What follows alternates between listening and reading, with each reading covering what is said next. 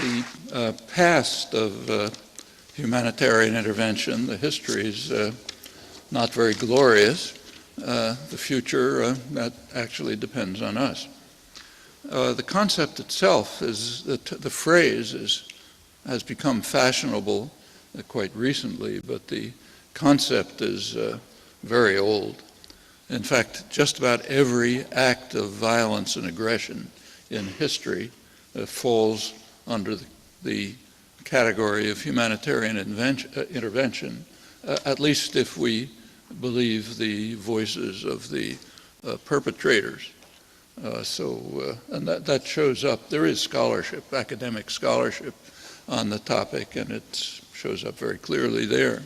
So, for example, one of the main scholarly books dealing with the humanitarian intervention in modern period by Sean Murphy finds 3 examples of humanitarian intervention in the period before the Second World War. The first was Mussolini's invasion of Ethiopia. The second was Hitler's takeover of the Sudetenland. And the third was Japan's conquest of Manchuria and North China. Now, of course, he didn't mean that these were real humanitarian interventions, but he meant that they were the standard kind. They were claimed to be humanitarian interventions. So Mussolini invaded Ethiopia to uplift and Christianize and civilize the backward people of the country. Actually, the same phrases that President McKinley used when he invaded the Philippines earlier in the century, uplift and Christianize them. He uplifted a couple 100,000 of them all the way to heaven, and the Philippines have yet to recover from the humanitarian gesture. Mussolini's invasion was horrendous and atrocious. Hitler took over the Sudetenland in order to, for the noblest of purposes, to end ethnic cleansing, to allow the conglomerate of people there to live in peace under the framework of the superior technology and culture of German civilization. When the Japanese invaded Manchuria and North China, their goal was to create an earthly paradise and to protect the poor people of the region from the Chinese bandits who were trying to undermine this noble project, at least those of them who survived the slaughter, a huge, monstrous slaughter. And that's pretty typical. The early history of humanitarian intervention is quite similar. Actually, one of the earliest modern cases, and one of particular interest to us, happens to be right here. In 1629, the King of England gave a charter for the Bay Area colony of the Bay Area, and the goal of the settlement was to save the natives here from their fate, bitter pagan fate. The goal was, the principal end of this plantation, the king said, was to civilize and Christianize them. And if you look up on the internet, you can find the Great Seal of the Bay Colony of Massachusetts, that's us. It depicts an Indian holding 2 spears pointed down in a sign of peace, and there's a scroll coming out of his mouth which says, "Come over and help us." So the colonists who came were just responding to this plea from the benighted natives to please come over and help them. Well, a strange thing happened. It was actually discussed later years. Supreme Court Justice Joseph Story, in the two centuries later, in the 1820s, expressed his surprise at what happened. He said that the wisdom of providence, which is inscrutable to mere mortals, caused the natives to disappear like the withered leaves of autumn even though the colonists had constantly respected them. It's just one of those mysteries. We can't understand the Lord's wisdom and depth. Actually, the perpetrators knew much better. So Revolutionary War hero General Henry Knox, he was first Secretary of War in the newly liberated colonies. He described what they were doing. What they're doing, he said, is the utter extirpation of all the Indians in the most populous parts of the Union by means more destructive to the Indian natives than the conduct of the conquerors of Mexico and Peru. And he warned that a future historian may mark the causes of this destruction of the human race in sable colors. It hasn't happened. Shortly after Joseph Story's musings on Providence, another one of the perpetrators, the architects of the extirpation, John Quincy Adams, lamented the fate of what he called that hapless race of Native Americans, which we are exterminating with such merciless and perfidious cruelty. Among the heinous sins of this nation, for which I believe God will one day bring it to judgment. Earthly judgment awaits, and these are not the staples of taught history, they're only the staples of actual history. On the contrary, what we constantly hear is odes to our unique magnificence called American exceptionalism, also not unique to the United States, but very striking right now. The later history of humanitarian intervention is not very different. After World War II, there are actually a few cases of military intervention that had very benign outcomes. Actually, there are two in the post-World War II period, both in the 1970s. In 1971, India invaded East Pakistan, now Bangladesh, and terminated a monstrous slaughter of millions of people by the Pakistani army. At the end of the decade, 1979, Vietnam invaded Cambodia and put an end to Pol Pot's atrocities, drove out the Khmer Rouge, just at the moment when they were peaking. But these two examples don't enter the canon of humanitarian intervention because they had a problem. The problem is wrong agency. It's only humanitarian intervention when we do it. We are our clients. And there was another problem with these two cases. The U.S. bitterly opposed them and moved very quickly to punish those who had carried out the crime of ending these slaughters and atrocities. In the case of India, that was Kissinger, Nixon at the time. Kissinger particularly was outraged by this. It was threatening to undermine a secret trip he was planning to Pakistan. He'd already set up all the photo ops and so on. It looked like this might undermine it. We know from recent White House tapes that were released that Kissinger was so furious, he was proposing to Nixon that they use nuclear weapons to stop it. What he said is that if we don't use nuclear weapons, the Russians will attack China and we'll be finished. That's the great diplomat, Henry Kissinger. Nixon was a little more restrained. He thought that mass famine in India would be enough of a punishment for this crime.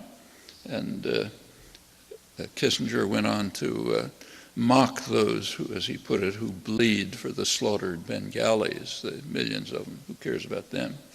Well, fortunately, Nixon prevailed. There was no Armageddon, although the United States did send an aircraft carrier into the Sea of Bengal to warn the Indians of the punishment that they deserve for the crime of one of the two crimes of intervention that actually had major benign consequences.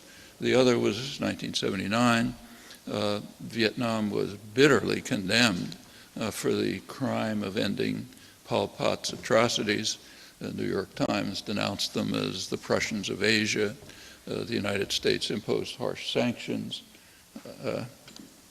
Sorry, not loud enough. The United States imposed harsh sanctions and, in fact, supported an immediate Chinese invasion to punish the criminals who ended the Pol Pot crimes, and the United States immediately turned to supporting the Khmer Rouge on the borders and their attacks against Cambodia, diplomatic and military support. So those two cases can't qualify as humanitarian intervention.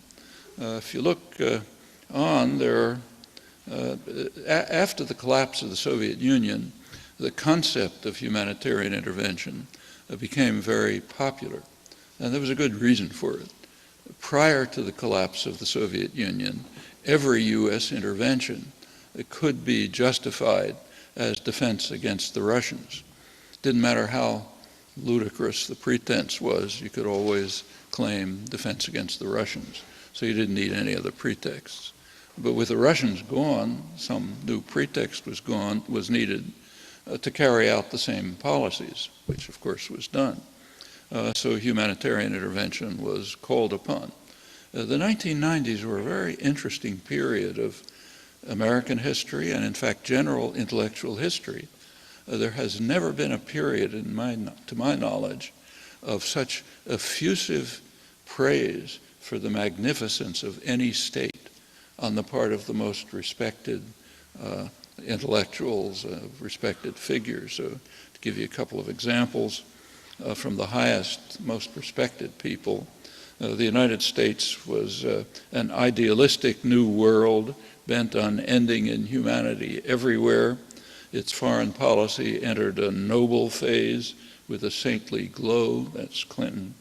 For the first time in history, a state has arisen that is dedicated to principles and values. That's Václav Havel, acting from altruism alone and moral fervor, hence free to use force where its leaders believe it to be just, supported by the enlightened states who are its respectful allies. That's a small sample of a deluge, again, from the most respected and honored liberal voices, while all through the years the crimes and atrocities mounted. I don't have time to run through them.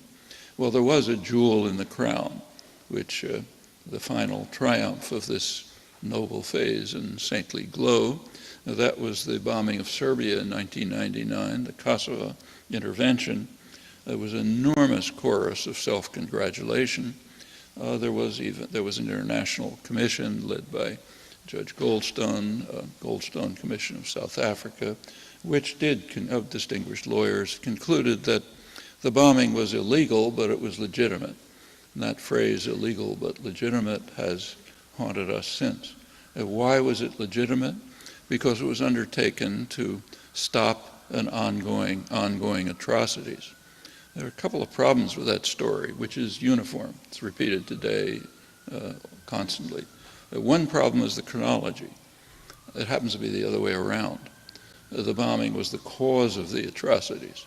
It was not a consequence of them. We have extensive documentation of this, one of the most richly documented cases in history. Two huge State Department publications, United Nations reports, monitors on the ground, British parliamentary inquiry, and they all say the same thing. It was an unpleasant place until the bombing, but the bombing set off the atrocities. And in fact, if you look at the indictment of Milosevic for the crimes in Kosovo, you look closely, you'll notice that with a single exception, they all follow the bombing, because that's when the atrocities took place. Furthermore, it was anticipated. The General Wesley Clark, informed Washington a couple of weeks earlier in a discussion about what would happen, that if NATO, meaning the United States, did bomb, of course the Serbs would react with atrocities on the ground.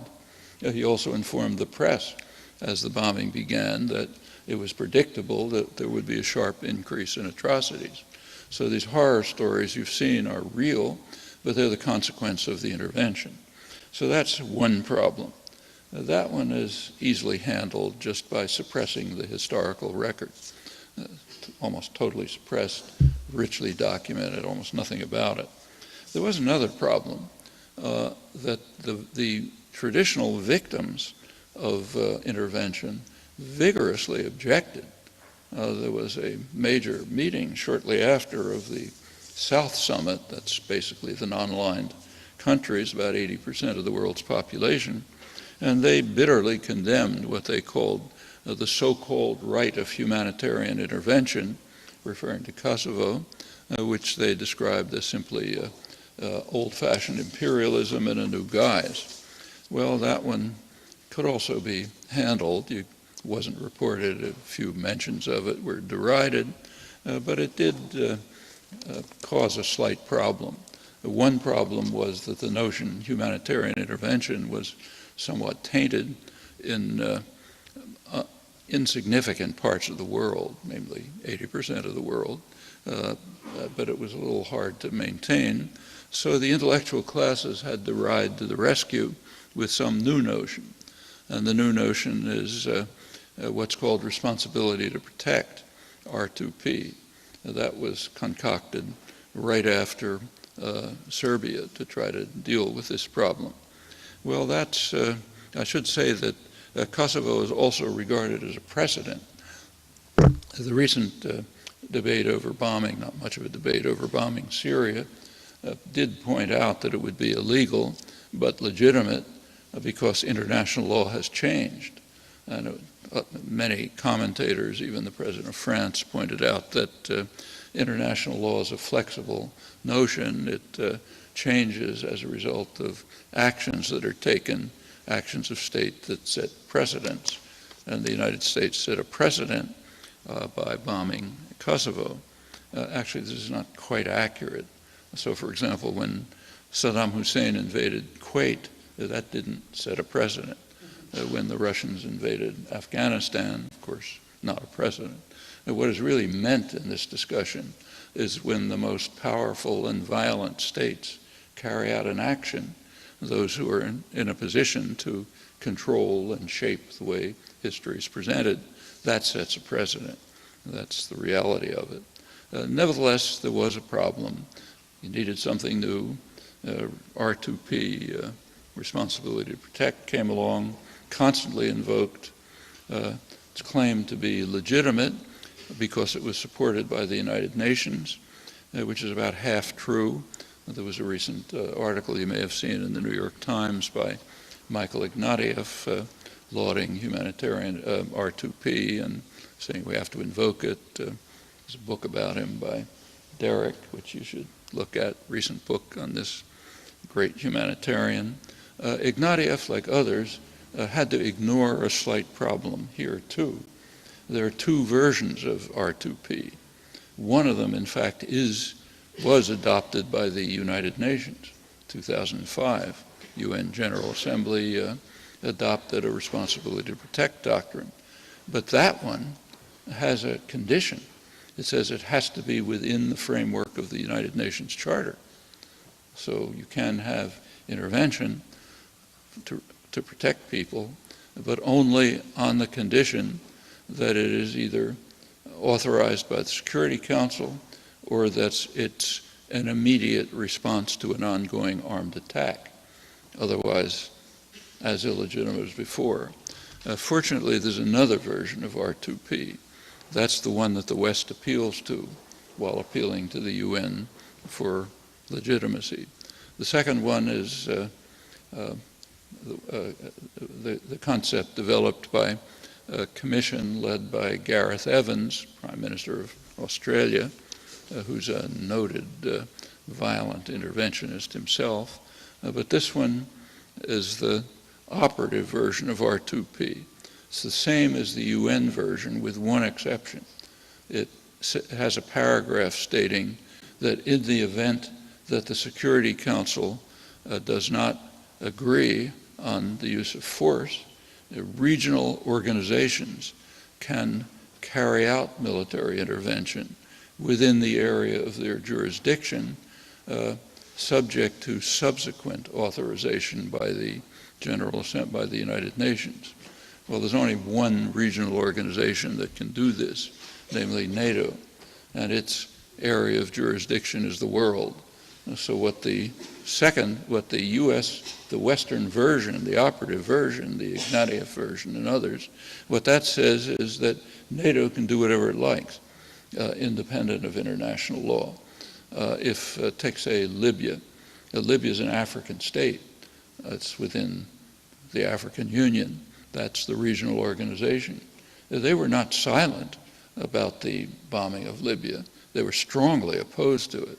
You didn't read it here, but they were strongly opposed.